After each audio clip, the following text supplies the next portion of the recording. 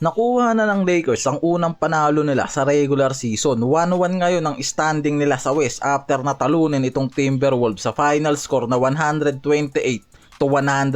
Ito yung rematch game ng Lakers sa Timberwolves sa nakaraang playoffs round nila. Ang Lakers nakakuha ng 59.2% shooting mula sa field kumpara dito sa Timberwolves na 46.6% lang sa laban na yan.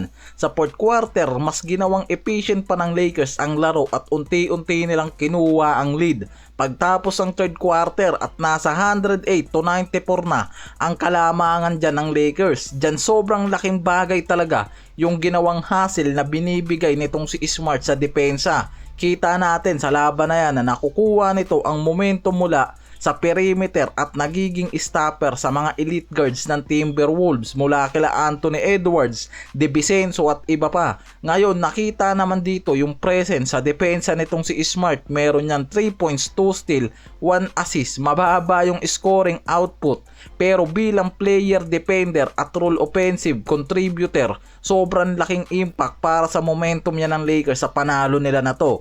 Si Austin Reeves sobrang solid ng naging impact sa opensa. May 25 points, 9 of 15 field goal at 60% sa shooting. Sobrang efficient talaga itong si Reeves at meron niyang perfect sa free throw line na sobrang naging effective sa backcourt sa nangyaring laban nila.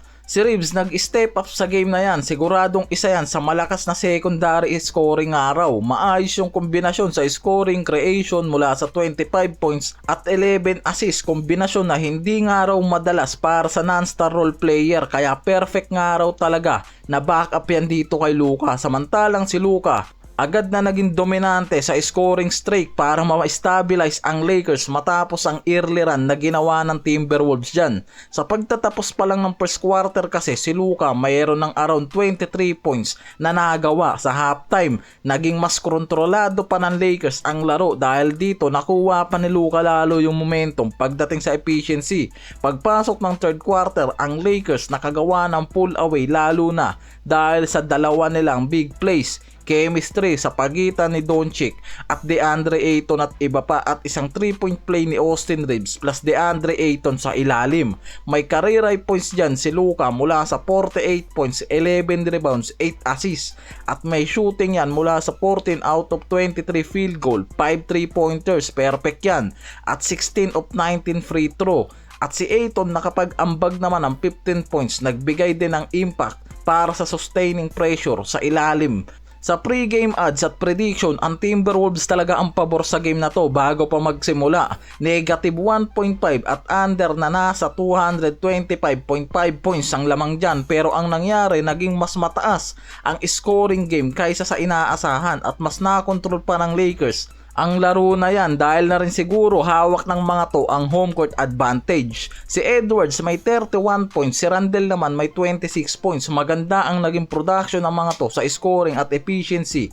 Ang nangyari dyan, kitang-kita nga na naging effective talaga ang perimeter at paint defense nitong LA Lakers mula dito kila DeAndre Ayton at veteran presence nitong si Smart. Sobrang gumawa ng defensive impact yung mga yan kontra dito sa Timberwolves. Kaya kahit mahusay sa scoring sila Edwards at iba pa, ang Timberwolves hindi nakapag-produce ng sapat para pigilan ang Lakers sa opensa hanggang depensa.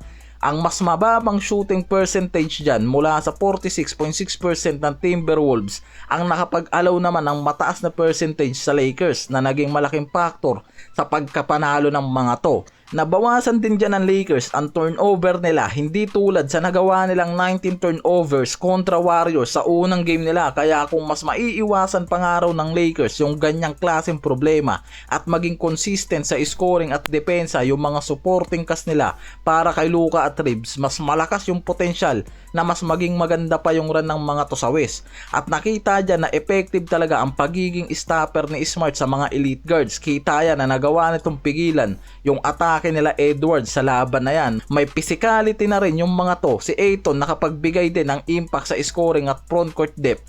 Kaya na-pressure din talaga ang Timberwolves pagdating sa interior defense. Wala naman talagang nakikitang problema pagdating sa scoring. Si Luka at Reeves may combined 74 points sa game na yan. Kaya sobrang effective talaga yung backcourt duo na to. Kailangan na nga lang daw talaga na mabigyan ng break yung ibang mga supporting cast para mas malaki yung matulong sa dalawang core na to habang walang LeBron. Kailangan na nga lang daw mabawasan yung turnover at mas maging consistent pa yung defensive output at performance ng mga wings at bigs nitong Lakers. Ang Lakers at Sacramento Kings naman ang susunod na maglalaban sa pangatlong game nila sa regular season na to. Yan yung aabangan natin mga pare koy.